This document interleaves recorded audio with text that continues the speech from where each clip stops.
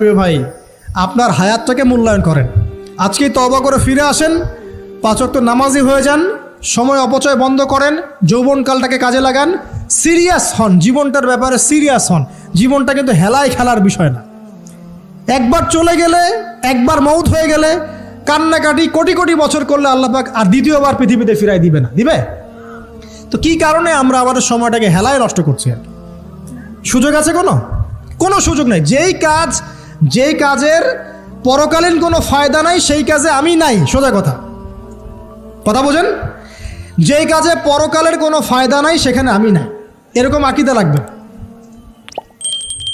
ইলম অর্জন করবেন কেন? পরকালের ফায়দা আছে তাই। নামাজ কেন পড়বেন? পরকালে ফায়দা আছে তাই। প্রেমের সম্পর্ক করব না কেন? পরকালে ফায়দা নাই তাই। এই মিউজিক শুনবো না কেন?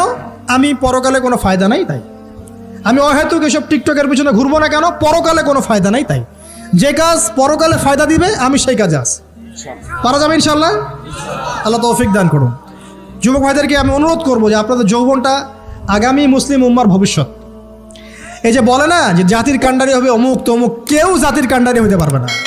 জাতির কাণ্ডারি যদি হতে চায় তাহলে মুসলিম যুবকরাই হতে পারবে ইনশাআল্লাহ। যারা সারাদিন মাদকদ্রব্য সেবন করে এরা জাতিকে কিচ্ছু দিতে পারবে না।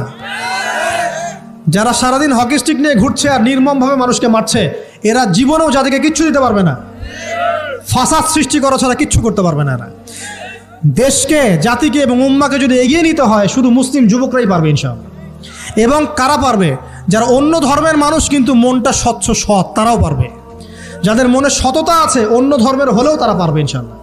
যার মনে সততা নাই সে পারবে না কখনো। করাপ্টেড, দুর্নীতিপূর্ণ মন নিয়ে কখনো দেশের খেদমত, জাতির খেদমত করা যায় না। বাংলাদেশের সবচেয়ে বড় সমস্যা দুর্নীতি। বাংলাদেশের 1 নাম্বার সমস্যা দুর্নীতি। দুর্নীতি যদি না থাকতো আর সমস্ত কালো টাকা যদি সাদা করা যেত বাংলাদেশের মানুষকে আজকে না খেয়ে মরতে হতো না। সামনের দিনগুলো কঠিন হবে, ভয়াবহ হবে, এটা সবাই বুঝতে পারছে, হয়তো শুধু আপনারা পারছেন না। আল্লাহ পাক আপনাদেরকে বোঝার তৌফিক দান করুন, আমিন। সামনে যান, নিজের জীবনকে কাজে লাগান, যৌবনকে কাজে লাগান, একটা হালাল রিজিক সার্চ করেন। অল্প রিজিকে সন্তুষ্ট হয়ে যান, উচ্চাভিলাষী হবেন না। উচ্চাভিলাষী হওয়ার দরকার নাই, যতটুকু আসছে আলহামদুলিল্লাহ, এটুকুর মধ্যেই সন্তুষ্ট থাকেন। পারবেন ইনশাআল্লাহ। সামনে যাবেন, আদর্শ পরিবার গড়বেন। পরিবারের মধ্যে ইসলাম থাকবে। পরিবারের পিতা হবে ইব্রাহিম, পরিবার সন্তান হবে ইসমাইল, পরিবারের স্ত্রী হবে হাজারা অথবা সারা আলাইহিস সালাম। দিনদার ছেলে নাই, বিয়ে নাই। দিনদার মেয়ে নাই, বিয়ে নাই। ওই যেটা আপনি মনে করছেন রূপ সৌন্দর্য হাবিজাবি, কিচ্ছু থাকবে না ভাই, কিচ্ছু থাকবে না। 1 বছর 2 বছর পরে সব শেষ। দিনদার স্ত্রী পাবেন, চোখ বন্ধ করে বিয়ে করে ফেলবেন। আর দিনদার স্বামী পাবেন, বিয়ে করে ফেলবেন। আমার স্বামী কত বড় ব্যাংকের চাকরি করে, কত বড় ডিগ্রি, কত বড় সার্টিফিকেট, এটা পরের ইস্যু। আগের ইস্যু হচ্ছে আমার স্বামী নামাজ পড়ে কিনা, এই লোক আমার স্বামী হতে যাচ্ছে, এর দাঁড়িয়ে আছে কিনা, ইসলাম পালন করে কিনা, ইসলামের প্রতি ভালো ধারণা আছে কিনা, সে আমাকে পর্দায় রাখবে কিনা, এগুলো বড় জিনিস। পরিবার গড়ব ইসলামিক ভিত্তিতে। ইসলাম নাই, পরিবার নাই।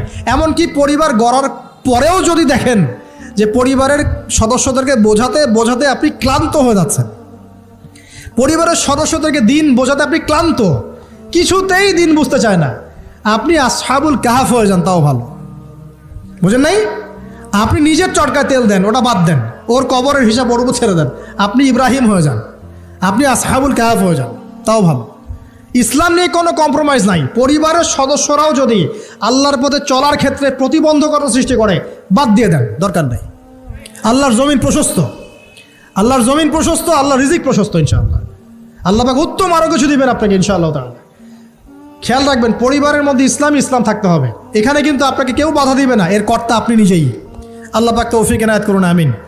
পাশাপাশি সৎ কাজের আদেশ করেন, অসৎ কাজে নিষেধ করেন। মুসলিম উম্মার মধ্যে ঐক্যের চেষ্টা করেন, বিভক্তি সৃষ্টি করবেন না। সবার মধ্যে ভালো জিনিস আছে, নিয়ে নেন, খারাপগুলো ছেড়ে দেন। এমন কোনো সংগঠন বা দল বা জামা নাই যার 100%ই পরিশুদ্ধ, এমন কোনো নাই, কোথাও নাই। সবার মধ্যেই কিছু না কিছু ভুল থাকবেই, কিছু না কিছু ফল্ট থাকবেই। ওই ফল্টগুলোকে নিয়ে যদি আপনি পড়ে থাকেন আর কাদা ছড়াছড়ি করতে থাকেন, কাজ হবে না। এখন এই যুগটা সেই যুগ না। এটা কি সাহাবীদের যুগ যে চুল ছেঁড়া বিশ্লেষণ করতে হবে? এখন কি খেলাফা কায়েম আছে?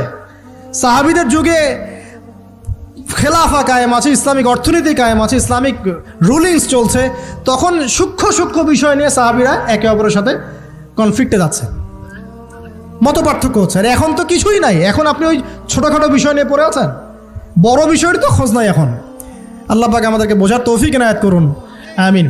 সামনে এগিয়ে যাবেন এবং দিনের জন্য কিছু করার চেষ্টা করবেন। আপনার জান, আপনার মাল, আপনার সময় শ্রম দিয়ে ইসলামের জন্য কিছু করে যাওয়ার চেষ্টা করেন।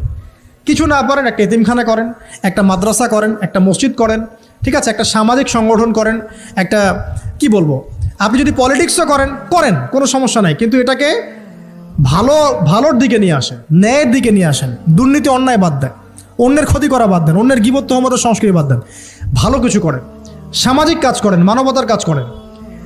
আপনি যদি লিখতে পারেন লিখেন, বলতে পারলে বলেন। আপনি কিচ্ছু করতে পারেন না, অ্যাটলিস্ট আপনি ইসলামপন্থীদেরকে সাপোর্ট দেন, আপনার সম্পদ দিয়ে, আপনার অর্থ দিয়ে সাপোর্ট করেন। কিচ্ছু করতে পারছেন না, কিছুই করার ক্ষমতা নাই, নিজেকে নিয়ে ব্যস্ত থাকেন, আগুন উস্কে দিয়েন না। মনে করেন আপনার কিছু করারই ক্ষমতা নাই, কোনো যোগ্যতা নাই, ঠিক আছে, আপনি চুপ থাকেন, অ্যাটলিস্ট আপনি আগুন উস্কে দিয়েন না, নিজেকে নিয়ে ব্যস্ত থাকেন, আপনি আপনার কাজ করেন। আল্লাহ পাক আমাদের সবাইকে দিনের জন্য কিছু করার তৌফিক দান করুন।